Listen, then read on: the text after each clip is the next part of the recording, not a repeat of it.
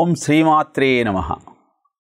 న గురోరధికం తత్వం న గురోరధికం తపః తత్వజ్ఞానాత్ పరం నాస్తి తస్మై శ్రీ గురవే నమః. గురువు కంటే మించిన తత్వం లేదు, గురువుని మించిన తపస్సు లేదు. తత్వజ్ఞానాన్ని తెలుసుకోవాలి అంటే గురుతత్వాన్ని అభ్యాసం చేసి అధ్యయనం చేస్తే, గురువును ఆశ్రయిస్తే నీకు సిద్ధిస్తుంది. అందుకే అలాంటి గురువును స్మరిస్తూ ఆయనకు నేను నమస్కరిస్తున్నాను అని ఈ శ్లోకం యొక్క అర్థం. తత్వం అంటే యథార్థము అని అర్థము. గురువుని మించిన యథార్థం ఏదీ లేదు. ఆయనే సత్యము, నిత్యము, శాశ్వతము. ఆయన సందేశమే నీకు శిరోధార్యం. నువ్వు తపస్సు చేయాలి అంటే ఇంద్రియాలన్నింటినీ అంతర్ముఖం చేసుకొని కఠోరమైన దీక్ష చెయ్యాలి. గురువును ఆశ్రయించి గురు శుశ్రూషయే సర్వస్వమని భావిస్తే అదే గొప్ప తపస్సు. అలాంటి గురువును నీవు ఆశ్రయించగలిగితే, ఆయన కృపా కటాక్ష వీక్షణాన్ని నువ్వు పొందగలిగితే నీ జీవితం అద్భుతంగా మారుతుంది. అద్భుతమైన స్థితికి చేరుకున్న తరువాత ఆ గురువును విస్మరిస్తే మళ్ళీ నువ్వు అధపతళానికి చేరుకుంటావు. బృహస్పతి ద్వారా అద్భుతమైన ఈ కథలు వింటున్న ఇంద్రుడు కూడా ఒకసారి తన గురువును అవమానించాడు.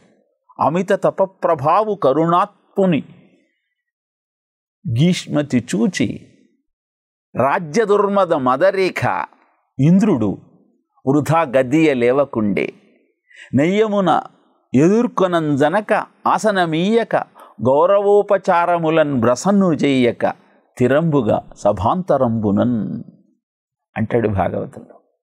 రాక్షసులను జయించి స్వర్గాధిపత్యాన్ని కైవసం చేసుకున్న ఇంద్రుడు ఇంద్రసభలో అప్సరసలంతా నాట్యం చేస్తూ ఉంటే, గర్వంతో ఉన్న సమయంలో ఇంద్రుణ్ణి చూద్దామని ఆ సభకు బృహస్పతి వచ్చాడు. గురువుగారు వచ్చినటువంటి సందర్భాన్ని గుర్తించక, ఎదురెళ్ళి అర్ఘ్యపాద్యాదులిచ్చి సత్కరించక, ఉచితమైన ఆసనాన్ని చూపించి ఆదరించక అహంకారంతో ఇంద్రుడు ప్రవర్తించాడు. ఇది గమనించిన బృహస్పతి ఇతనికి ఇది ఉచితమైన విధానం కాదు, గురువును అవమానిస్తున్నాడు అంటే మళ్ళీ రాజ్యభ్రష్టుడవుతాడే అని ఖిన్నుడై ఆ సభ నుంచి నిష్క్రమించాడు. జయ జయధ్వానాలు అయిపోయిన తరువాత, అప్సరసల నాట్య ప్రదర్శన ముగిసిన తరువాత ఇంద్రుడికి కనువిప్పు కలిగింది. సభలోకి వచ్చిన గురువుగారిని నేను ఆదరించలేదన్న సత్యాన్ని గమనించిన ఇంద్రుడు బృహస్పతి ఇంటికే వెళ్ళాడు. కానీ శిష్యుడికి గుణపాఠం చెప్పాలన్న ఉద్దేశంతో బృహస్పతి అంతర్ధానమయ్యాడు. గురుకృప లేని కారణాన బృహస్పతి ఇంద్రుణ్ణి త్యజించాడన్న విషయాన్ని తెలుసుకున్న శుక్రుడు తన శిష్యుడైన బలిని ప్రేరేపించి ప్రేరణ ఇచ్చి ఇంద్రుడితో యుద్ధానికి సిద్ధం చేశాడు. ఆ యుద్ధంలో ఇంద్రుడు పరాజితుడయ్యాడు. ఏం చెయ్యాలో తెలియక బ్రహ్మదేవుడి దగ్గరికి వెళ్ళి తన దీనస్థితిని వివరించాడు. నెట్టన పాపకర్మమున నేరము చేసి తిరేమి చెప్ప, మీ పుట్టిన నాటి నుండి బుద్ధులు చెప్పి జగంబులేలవుగా పట్టముగట్టి పెంచిన కృపానిధి బ్రహ్మ కళావిధిగ్ను మీరి పట్టున గుట్టుజారి సిరిపట్టున దొట్టెన పొట్ట కొవ్వునన్ అంటాడు బ్రహ్మ ఇంద్రుణ్ణి చూసి. మీకు స్వర్గాధిపత్యాన్ని ఇచ్చి చిన్నతనం నుంచి బుద్ధులు చెప్పి పెంచినటువంటి ఆ గురువును కొవ్వెక్కి కనీసం ఆసనం నుంచి లేచి నమస్కరించాలన్నటువంటి ఇంగితాన్ని మరిచి మీరు ప్రవర్తించారు. కనుక మీరు చేసిన ఈ పాపానికి నిష్కృతి లేదు, ఘోరమైన పాపం చేశారు. ఏం చేయాలో ఇంద్రుడికి అర్థం కాలేదు. గురుద్రోహము, గురువును అవమానించటము నిష్కృతి లేని పాపం. బ్రహ్మదేవుడు అన్నాడు, గురువు కటాక్షం లభించాలి అంటే మళ్ళీ మీరు ఒక గురువును ఆశ్రయించాల్సిందే అంటూ విశ్వరూపుడి దగ్గరికి పంపించాడు. విశ్వరూపుడు వీళ్ళందరినీ శిష్యులుగా స్వీకరించి నారాయణ కవచాన్ని ప్రబోధించి రాక్షసుల మీద వీరికి విజయాన్ని సంపాదించి పెట్టాడు. అప్పటికైనా ఇంద్రుడికి బుద్ధి రావాలి కదా. ఇంద్రుడు మళ్ళీ స్వర్గాధిపత్యాన్ని కైవసం చేసుకున్న తరువాత హోమం చేస్తూ గురువైన విశ్వరూపుడు తన శత్రువులైన దానవులకు కూడా హవిస్సు సమర్పిస్తున్నాడని గురువని కూడా చూడకుండా ఆయన 3 శిరస్సులను ఖండించాడు. మళ్ళీ గురుద్రోహం చేశాడు. ఇప్పుడు ఆ గురుద్రోహం కారణంగా మళ్ళీ రాజ్యభ్రష్టుడయ్యాడు. త్వష్ట ప్రజాపతి తన కుమారుడైన విశ్వరూపుణ్ణి ఇంద్రుడు వధించాడన్నటువంటి కోపంతో అద్భుతమైన యజ్ఞం చేసి వృత్రాసురుణ్ణి సృష్టించాడు. ఆ వృత్రాసురుడు ఇంద్రుడి మీద దాడి చేసి స్వర్గాధిపత్యాన్ని కైవసం చేసుకున్నాడు. మళ్ళీ ఆ కష్టం నుంచి బయటపడాలంటే గురుకృప కావాలి. అందుకని దధీచిని ఆశ్రయించి వజ్రాయుధ సహాయంతో వృత్రాసురుణ్ణి వధించి తిరిగి స్వర్గాధిపత్యాన్ని కైవసం చేసుకున్నాడు ఇంద్రుడు. ఇంతటికి కారణం ఏమిటి? ఒక క్రిమిగా మారి బ్రహ్మహత్యాన్ని పాతకాన్ని పోగొట్టుకోవటం కోసం ఒక సరస్సులో తామర పువ్వులో తూడులో కీటకంగా బ్రతకాల్సినటువంటి అగత్యం ఇంద్రుడికి ఎందుకు ఏర్పడింది అంటే గురుద్రోహము చేసిన కారణాన, గురువును అవమానించిన కారణాన. గురు సందేశం కార్యక్రమంలో గురు మాహాత్యాన్ని తెలుసుకుంటూ ఆ కథల ద్వారా మన జీవితాన్ని సంస్కరించుకునే ప్రయత్నం చేద్దాం. ఉత్తమోత్తమైనటువంటి గురువు యొక్క ఆశ్రయం అన్ని సమస్యలకు పరిష్కారం అన్న సత్యాన్ని గుర్తించే ప్రయత్నం చేద్దాం. అందుకే విష్ణుదత్తుడికి కూడా ఆ దత్త దర్శనానికి మించినటువంటి సాధనము ఏదీ లేదని, ఆయనను ఎలా అయినా దర్శించాలని దృఢమైన సంకల్పం ఏర్పడింది. బ్రహ్మరాక్షసుడు ఎప్పుడైతే విష్ణుదత్తుడి దగ్గరికి వచ్చి, ఇది నీకు ఆఖరి అవకాశం,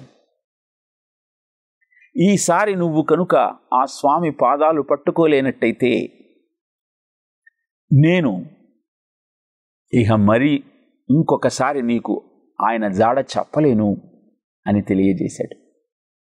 విష్ణుదత్తుడు బ్రహ్మరాక్షసుణ్ణి అనుసరిస్తూ ముందుకు సాగాడు. ఒకచోట కుక్కలను పక్కన పెట్టుకొని మాంసాన్ని కాకులకు గద్దలకు వేస్తున్న ఒక వ్యక్తి స్వరూపాన్ని చూపించాడు బ్రహ్మరాక్షసుడు. ఆయనే నీ స్వామి, ఇది ఆఖరి అవకాశం, ఆయనను ఆశ్రయించమని చెప్పి అక్కడి నుంచి నిష్క్రమించాడు. విష్ణుదత్తుడు పరిగెత్తుకుంటూ వెళ్ళి ఆ వ్యక్తి వెనకకు తిరిగి చూసే లోపే ఆయన 2 కళ్ళు గట్టిగా పట్టుకున్నాడు. ఇది గమనించిన ఆ కటికవాడు తన చేతిలో ఉన్నటువంటి కర్రతో మోదటం మొదలుపెట్టాడు.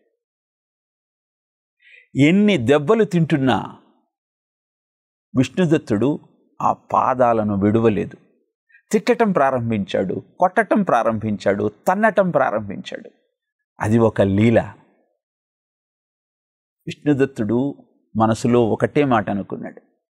అలనాడు ప్రహ్లాదుణ్ణి తన్ను నిశాచరుల్ పొడవ మాటిమాటికి ఓ పన్నగశాయి, ఓ దీనబంధు, ఓ ఆపన్న ప్రపన్న, ఓ జగదీశ అంటూ నిత్తుంచుకాని కంటతడి పెట్టడు భయకంప సమేతుడు కాడు భూవరా అన్న పద్యం గుర్తుకొచ్చింది. ఇలానే రాక్షసముఖలన్నీ నన్ను హింసించినా నేను భగవంతుడి నామాన్ని మరవను అన్న దృఢ నిశ్చయంతో ప్రహ్లాదుడు ఉన్నాడు. కనుకనే ఆయనకు ఆ శ్రీహరి కటాక్షం లభించింది అన్న విశ్వాసము. దేవా నీవే శరణు, దేవా నీవే శరణు అన్న మాటలు తప్పితే బాధిస్తున్నాడని కానీ, దెబ్బలు వేస్తున్నాడని కానీ, కాళ్లతో తంతున్నాడన్న ఆలోచన కానీ దరిచేరనీయలేదు. ఇలా ప్రహసనం కొంతకాలం సాగిన తరువాత మృదు మధురమైన సంభాషణ విష్ణుదత్తుడి వీణులకు సోకింది. ఏమయ్యా 3 రోజుల బట్టి నా వెంటనే తిరుగుతున్నావు, 3 సార్లు ప్రయత్నించి నన్ను చేరుకునే ప్రయత్నం చేస్తున్నావు, ఏం కావాలయ్యా అంటూ అద్భుతమైన స్వరం. కనులు తెరిచి చూచినటువంటి ఆ విష్ణుదత్తుడికి అద్భుతమైన దృశ్యం కనపడింది. అక్కడ కుక్కలు లేవు, మాంసఖండాలు లేవు, గద్దలు లేవు. అద్భుతమైన తపోవనం. ఆశ్రయించింది మునిజన చిత్తమోదములు ముక్తి నివాస కవాట వేదముల్ వినుత వినూత్న నూపురిత వేదముల్ అమ్మహనీయు పాదముల్. ఆ స్వామి పాదాలను అంత గట్టిగా పట్టుకున్నడుగునుకుని ఎన్ని ఆటంకాలు ఎదురైనా, ఎన్ని దెబ్బలు వీపు మీద పడ్డా వాటిని వదలకూడదన్న దృఢ నిశ్చయంతో ఉన్నాడు కనుకని విష్ణుదత్తుడికి అద్భుతమైన ఆ స్వామి స్వరూపం దర్శితమైంది. వెంటనే ఆ స్వామిని కీర్తించటం మొదలుపెట్టాడు. భక్తానామ భయంకరం భవభయ క్లేశాపహారం శుభం నిర్విఘ్నం నిరుపద్రవం సునిశితం నిత్యోత్సవం నిర్మలం శత్రోస్తారణ హారిణం శత్రోస్తామసహారిణం లఘునత తాపత్రయోన్మూలనం. ఈ పద్యం మళ్ళీ చెప్తాను. భక్తానామ భయంకరం భవభయ క్లేశాపహారం శుభం నిర్విఘ్నం నిరుపద్రవం సునిశితం నిత్యోత్సవం నిర్మలం శత్రోస్తామసహారిణం లఘునత తాపత్రయోన్మూలనం వందేహం గురుపూర్ణం బోధమనిశం శ్రీదత్తయోగీశ్వరం అంటూ ఆ స్వామిని కీర్తించాడు. అద్భుతమైన విష్ణుదత్తుని భక్తిని చూసి మురిసిపోయారు దత్తస్వామి. ఇంతగా ఆరాటపడుతున్నావు, ఏం కావాలయ్యా నీకు, కోరుకో, నువ్వు ఏం కావాలంటే అది ఇస్తాను అన్నారు దత్తస్వామి. ఏం అడగాలో అర్థం కాలేదు విష్ణుదత్తుడికి. ఏం ఆశించి దత్త దర్శనం కావాలనుకున్నాడు? మెడల, మిద్దెల, నాణ్యాల, బంగారమా, వెండె? లేదు, ఆయన దర్శనం కావాలి అంతే. జీవితానికి ఒక అర్థం ఏర్పడాలి. ఎంతకాలం పుడుతూ చస్తూ దీన శుభము లేదు, దివ్య కీర్తియు లేదు. జగతి పుట్టి పుట్టి చచ్చి చచ్చి పొరల నేల మనకు, పుట్టని చావని త్రోవ వెదకు కొనుట దొడ్డబుద్ధి అని ప్రహ్లాదుడు అన్నట్టు, ఈ జనన మరణ చక్రంలో పుట్టే మనిషి పోయే మనిషి అంతం లేదురా ఈ చక్రానికి, తల్లి గర్భమున తిప్పలు తప్పగా తిప్పడి మాటే మది ధ్యానించు భజ గోవిందం భజ గోవిందం గోవిందం భజ గోవింద. అలా ఏ కోరిక లేకుండా స్వకర్మానుష్ఠానాన్ని క్రమం తప్పకుండా చేస్తూ ఆ స్వామి దర్శనం కావాలన్న ఒకే ఒక కోరికతో ఉన్నటువంటి విష్ణుదత్తుడికి స్వామి ఏదైనా ఒక కోరిక కోరుకోమంటే ఏం అడగాలో అర్థం కాలేదు. అడగకపోతే వరం ఇస్తానన్నప్పుడు తీసుకోకపోవటం స్వామిని అవమానించినట్టే కదా. అందుకని రేపు మా ఇంట్లో మా నాన్నగారికి శ్రాద్ధం పెడుతున్నాను, మీరు భోక్తగా రావాలని అడిగాడు. ఎంత విచిత్రమైన కోరిక! అది విన్నటువంటి స్వామికి ఎంతో ఆనందం కలిగింది. తన కర్మానుష్ఠానంలో నన్ను భాగస్వామిని చేస్తున్నాడు అంటే, నీవు చేస్తున్న ప్రతి పనిలో భగవంతుణ్ణి భాగస్వామిని చేసినట్టయితే ఆ కార్యక్రమం నిర్విఘ్నంగా సాగుతుంది. తప్పకుండా వస్తానన్నాడు. నువ్వు చేస్తున్న ఈ అద్భుతమైన కార్యక్రమంలో నేను పాలు పంచుకుంటానయ్యా, భోక్తగా వస్తాను అన్నాడు. ఇహ విష్ణుదత్తుడి ఆనందానికి అవధులు లేవు. పరిగెత్తుకుంటూ భార్య దగ్గరకు వెళ్ళాడు. నా అదృష్టం పండింది, ఆ స్వామి దర్శనం నాకు కలిగింది మన ఇంటికి రేపు భోక్తగా వస్తున్నాడు, ఏం వంటలు చేస్తావో, ఆయనకు ఏమి ఇష్టంగా ఉంటాయో తెలుసుకుని మరీ చెయ్యమంటూ భార్యను ఆజ్ఞాపించాడు.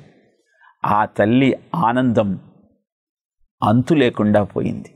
ఏమేం వండాలో ప్రణాళిక చేసుకుంది, వంటలన్నీ సిద్ధం చేసింది. ఆ రాత్రి వాళ్ళు ఎప్పుడు నిద్రపోయారో, మరునాడు ఎప్పుడు లేచారో వారిద్దరికీ తెలియదు. స్వామి ఇంటికి వస్తున్నాడు, అంతకంటే ఏం కావాలి ఈ జన్మకు?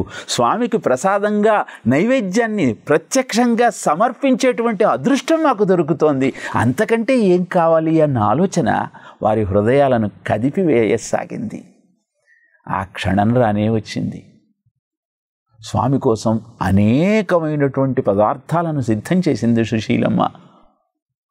స్వామి ఇంట్లోకి అడుగు పెట్టగానే పొంగిపోయి ఆసనమిచ్చి కుశల ప్రశ్నలన్నీ వేశాడు.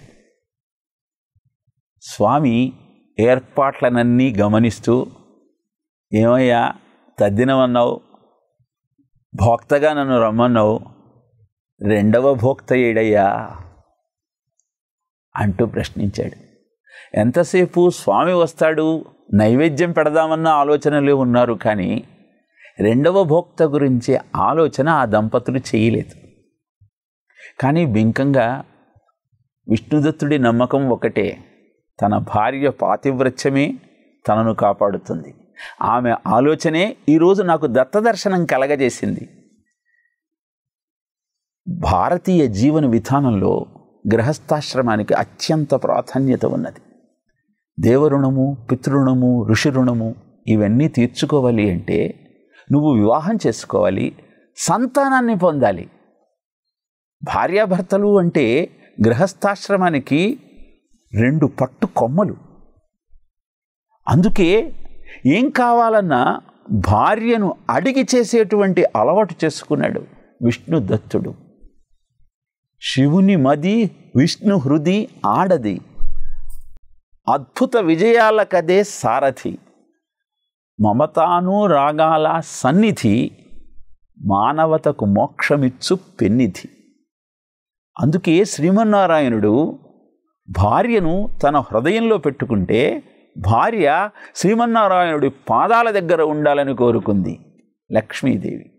అంటే ప్రతి భార్య భర్తను సేవిస్తూ జీవితాన్ని ధన్యం చేసుకోవాలని భావిస్తే, ప్రతి భర్త భార్య తన హృదయంలో సంకల్పంగా మారి తన కుటుంబానికి ఆధారం కావాలన్న ఆలోచనతో జీవితాన్ని గడిపినప్పుడే ఆ దాంపత్యం లక్ష్మీనారాయణ దాంపత్యంలాగా కొనసాగుతుంది.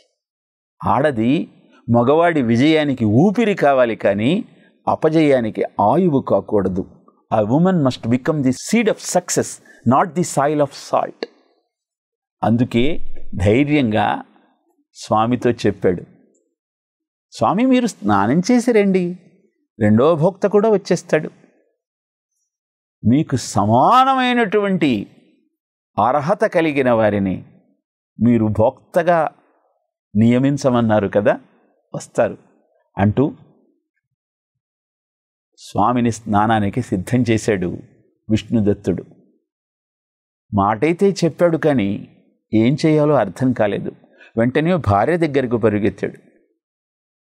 రెండవ భోక్త స్వామికి సరి అయినటువంటి వాడు మన ఇంటికి భోక్తగా రావాలి, ఆ వ్యవహారం ఏమిటో చూడమన్నాడు. ఇప్పుడు సుశీలమ్మకు అగ్ని పరీక్ష. వెంటనే ప్రతినిత్యము తాను చేసే సూర్యారాధనను జ్ఞాపకం చేసుకుంటూ సూర్యుణ్ణి ఆవాహన చేసింది. ధ్యేయ సదా సవితృమండల మధ్యవర్తి నారాయణ సరసిజాతన సన్నివిష్ట కేయూరవాన్ మకర కుండలవాన్ కిరీటి అంటూ ఆ ప్రత్యక్ష దైవమైన సూర్యనారాయణుణ్ణి ఆవాహన చేసింది. మహాపతివ్రత సుశీలమ్మ. వెంటనే సూర్యభగవానుడు ప్రత్యక్షమయ్యాడు సౌమ్యమైన రూపంలో. తన సమస్య చెప్పింది. సాక్షాత్తు శ్రీమన్నారాయణుడే దత్తస్వరూపంలో గురుస్వరూపంగా మా ఇంట్లో అడుగుపెట్టాడు భోక్తగా. రెండవ భోక్తగా మీరు మమ్మల్ని కటాక్షించాలి అని అభ్యర్థించింది. ఎలా కాదనగలడు సూర్యభగవానుడు? పతివ్రతల యొక్క మాట జవదాటేటువంటి శక్తి ఏ దేవతకు ఉన్నది? ఉపవాసములు వ్రతములు తపములు వేయేలా భర్త దైవతమను గొల్చు సాధ్వికి దుర్లభము లేదు అంటాడు నారదుడు ధర్మరాజుతో. ఏవేవో వ్రతాలు జపాలు హోమాలు చేయాల్సిన అవసరం స్త్రీలకు లేదు. భర్తని దైవంగా ఎంచి ఆయనను అనుసరిస్తూ ఆయన మాటనే వేదంగా భావించి ఆయనను పూజించగలిగితే అదే వారికి మోక్షాన్ని ఇచ్చే అద్భుతమైన సాధనం. అందుకే సూర్యభగవానుడు కూడా సంసిద్ధుడయ్యాడు భోజనానికి. ఇక ఇద్దరు భోజనానికి సిద్ధమవుతున్న సమయంలో మళ్ళీ పరీక్ష పెట్టాడు దత్తస్వామి. ఇద్దరు భోక్తలను పిలిచావు, విష్ణు స్థానంలో కూర్చోబెట్టడానికి బ్రాహ్మణుడయ్యా అని ప్రశ్నించాడు. ఇప్పుడు మళ్ళీ పరీక్ష ఎదురైంది సుశీలమ్మకి. వెంటనే ఆలోచన చేసింది, ఎవరిని పిలవాలి అని ఆలోచించి కంటి ముందు త్రేతాగ్నుల స్థానం కనపడగానే అగ్నిదేవుడు గుర్తుకొచ్చాడు. నమస్తే గార్హపత్యాయ, నమస్తే దక్షిణాగ్నే అంటూ అగ్నిదేవుణ్ణి ఆవాహన చేసి ఆ హుతాశనుడు ప్రత్యక్షమయ్యాడు. ముగ్గురు బ్రాహ్మలను కూర్చోపెట్టి అద్భుతమైనటువంటి భోజనాన్ని వారికి వడ్డించింది. సంతృప్తిగా భోక్తలుగా తమ ధర్మాన్ని నిర్వర్తించినటువంటి ఆ దత్తాత్రేయుల వారు, సూర్యభగవానుడు, అగ్నిదేవుడు సంతుష్టులైన తరువాత దత్తాత్రేయుల వారు విష్ణుదత్తుణ్ణి ప్రశ్నించాడు. ఇంత అద్భుతంగా నీ స్వకర్మానుష్ఠానాన్ని చేశావు, శ్రాద్ధకర్మను నిర్వర్తించావు, పితృదేవతలకు ముక్తిని ప్రసాదించావు, ఏం కావాలో కోరుకోమన్నాడు. ఏం కోరుకోవాలి అర్థం కాలేదు విష్ణుదత్తుడికి. కోరికేదీ లేదు కదా. అప్పుడు గుర్తుకొచ్చింది, తనకు అద్భుతమైనటువంటి ఈ అదృష్టాన్ని ప్రసాదించినటువంటి ఆ బ్రహ్మరాక్షసుడికి ముక్తి దొరికితే బాగుంటుందనిపించింది. అదే కోరిక కోరాడు స్వామిని. ఈ కోరిక విని ఇంకా సంతోషించాడు దత్తాత్రేయుల వారు. ఎక్కడ నీకు స్వార్థం అనేది లేదయ్యా, నీ గురించి నువ్వేమీ కోరుకోవా? ఎప్పుడైతే నా జాడ నీకు చూపించాడో అప్పుడే ఆ బ్రహ్మరాక్షసుడికి అద్భుతమైన ముక్తి దొరికిందయ్యా. అతనికే కాదు, అతనితో ఉన్న వారందరికీ కూడా ముక్తి దొరికింది. మీ పితృదేవతలందరికీ మేము భోక్తలుగా ఆహారాన్ని స్వీకరించిన ఉత్తర క్షణం ఉన్నత గతులు దొరికాయి అంటూ అందరికీ అద్భుతమైనటువంటి ముక్తి పథాన్ని అందజేసినటువంటి విష్ణుదత్తుడికి అభినందనలు తెలుపుతూ దత్తాత్రేయుల వారు అక్కడి నుంచి నిష్క్రమించారు. అనంతరం విష్ణుదత్తుడు ఆ స్వామి తనకు అందించిన అద్భుతమైన మంత్రశక్తితో అందరినీ కాపాడటం ప్రారంభించాడు. ఆ విష్ణుదత్తుడికి దొరికినటువంటి అదృష్టము, ఆయన ద్వారా జనులందరూ కాపాడబడినటువంటి వైనము, ఇదంతా తెలుసుకునే ముందు పితృదేవతలకు శ్రాద్ధం పెట్టడం ఎంత ఆవశ్యకమో మనం గుర్తించాలి. బతికినంతకాలం వారిని సేవిస్తూ ఉంటాం. వారు దేహం వదిలిన తరువాత ఉత్తమోత్తమైనటువంటి గతులు వారికి సిద్ధించటం కోసం దశదానాలు చేస్తాం. ప్రతి సంవత్సరము నువ్వు వారికి అందించేటువంటి ఆహారం శ్రాద్ధకర్మలో మంత్రం ద్వారా వారికి చేరవేయబడుతూ ఉంటుంది. మరి అలాంటి కార్యక్రమాన్ని నువ్వు నిర్వర్తించనప్పుడు వారికి కోపం వస్తుంది. పితృదేవతలు ఆగ్రహించిన ఉత్తర క్షణం నీ వంశము దెబ్బతింటుంది, ఉన్నతిని కోల్పోతుంది. చాలామందికి వచ్చే సందేహం ఏమిటి అంటే, మనం ఇక్కడ పెడుతున్న పిండం ఎక్కడో ఉన్న వారికి ఆహారంగా ఎలా మారుతుంది అని. నీవు ఇక్కడ ఉండి అమెరికాలో ఉన్నటువంటి నీ పిల్లవాడికి ఎలా ధనాన్ని పంపిస్తూ ఉన్నావు? There is an agency. అలానే విశ్వమంతా వ్యాపించి ఉన్న అద్భుతమైన దేవతా గణాలు మంత్రం ద్వారా ఆవాహితమయ్యి నువ్వు అందించే ఆహారాన్ని ఏ రూపంలో ఉన్న పితృదేవతలకు అందజేస్తారు. ఇలా విష్ణుదత్తుడికి దత్తాత్రేయుల వారు అందించిన వరము, అగ్నిదేవుడు సూర్యదేవుడు కటాక్షించిన వైనము ఇంకొక ప్రసంగంలో మీకు తెలియజేసే ప్రయత్నం చేస్తాను. ఓం తత్సత్.